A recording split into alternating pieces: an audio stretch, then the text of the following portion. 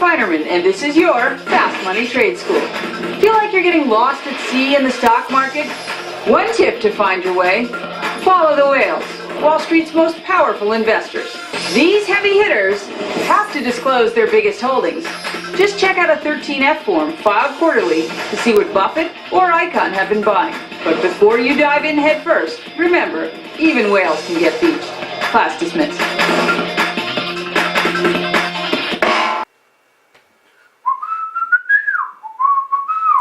I'm a whale watcher. I'm a whale watcher. I'm a whale watcher. Are you? Does this market have you down? Well, then let's do some Wall Street whale watching. Hello, Brian McKeon, partner at the JMB FLP. Today we'll be looking at number 70 in my list of the 100 top traders. Now today we'll be looking at the Fidelity Contra Fund, ticker symbol FCNTX. Using this strategy, it's done so well for me. It's put me in top 3% in the most recent CNBC tournament with returns of over 53%. Now what I really do is follow the holdings of the richest, most successful investors out there. And I find their holdings through these free websites.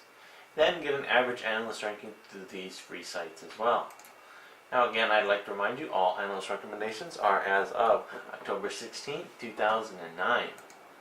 Now looking at the holdings of the Fidelity Contra Fund, which you can find on StockPicker, you can see that Gilead, McDonald's, Johnson & Johnson, and Apple, ABT, Berkshire Hathaway, CL, Hewlett-Packard, Coca-Cola, NBL, Procter & Gamble, and Schlumberger all come in with ratings of moderate buy. You can also see all of their holdings that come in as a hold and they sell at this time. So with that, we go to the charts. Now first we have Gilead Sciences. Now this stock has been in quite the range lately, and even though stochastics is in the midpoint of the range, I don't see much happening with this stock. So until this stock breaks out either way, I would probably say just stay away from this one. As for McDonald's, this one's starting to move up a bit. I would say that could move to this upper resistance level in the $60-$61 range before stalling out. I'd also say stochastics is getting close to the overbought, so I would say be ready to take your profits once it hits this 60-61 level.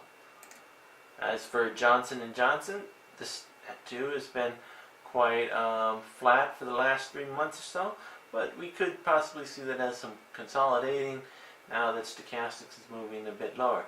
So I would say wait for this one to come in a bit before looking to make some moves to the upside. As for Apple Computer, this one's been on quite the run all year, and is probably still going to be moving higher. Stochastics is starting to turn a bit lower, but is still been sitting above all of its moving averages. So I would say look for some good support on its 18-day before it moves higher. As for Abbott Laboratories, this one's coming out of a U-shaped bottom and is now starting to break above all of its moving averages with a series of golden crosses. But be warned, stochastics is getting close to overbought, so look for this one to stall on a bit before another move higher. As for Berkshire Hathaway, this one has had a bit of a run up in July and has started to consolidate sideways for a while. So I would say this one would continue to consolidate, and it has quite a bit of downside support, so I would probably see this one going sideways for the meanwhile. As for Colgate-Palmolive, this one's been moving up, had a series of golden crosses in the June-July area. This one's continuing to move higher. I would say be a little warned of it hitting the near-term top because stochastics is getting into the overbought level. So I would say wait for this one to pull into its 20 or probably even 40-day moving averages before looking to move into this one. As for Hewlett-Packard, this one too is moved up like most stocks and is now currently sitting above all of its moving averages. Stochastics is starting to get towards the overbought level, so I would see this one having a bit of little upside resistance in the near future. As for Coca-Cola, much the same story. has had quite the run and is now starting to consolidate a bit. So I would say this one's looking a little toppy, but there has plenty of good downside support on this. But I would say since these moving averages are getting kind of spaced apart, I would say wait for it to come into at least the 20-day before you move into this one. As for Nobel Energy, the same thing here. This one's had a bit of a breakout, and since the stochastics is getting a bit overbought, I would say this one's also looking a bit toppy as well.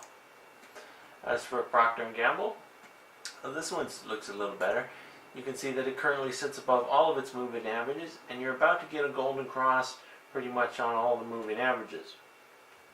And since the stochastics is rolling down towards even, once you start seeing some positive movement in the stochastics, you could actually have quite a pretty good move in this one. As for Schlumberger, this one had a bit of a pop up recently, and you can see stochastics is starting to move into the overbought area. So I'd say this one too is looking a little toppy at this time. So I'll probably wait for this one to consolidate into its 20-day or so moving averages. So in review, the moderate buys are Gilead, McDonald's, Johnson & Johnson's, Apple, Abbott Labs, Berkshire Hathaway, Colgate-Palmolive, Hewlett-Packard, Coca-Cola, Noble, Procter & Gamble, and Schlumberger. And again, there are no strong buys.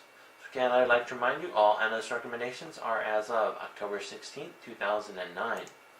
And if you'd like a more up-to-date reading on the holdings in the Fidelity Contra Fund, you can go over to StockPicker for that, then get an average analyst ranking through these free websites.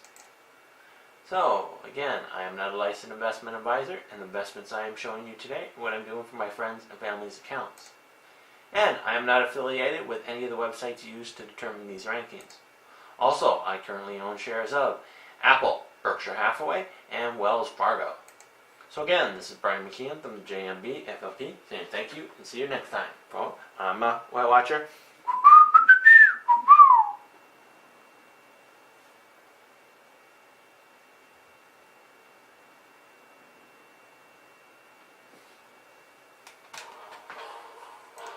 Hello, I'm Brian McKeon, creator of The Predatory Lender. Now, if the previous was a little too boring for you, try the Predatory Lender team.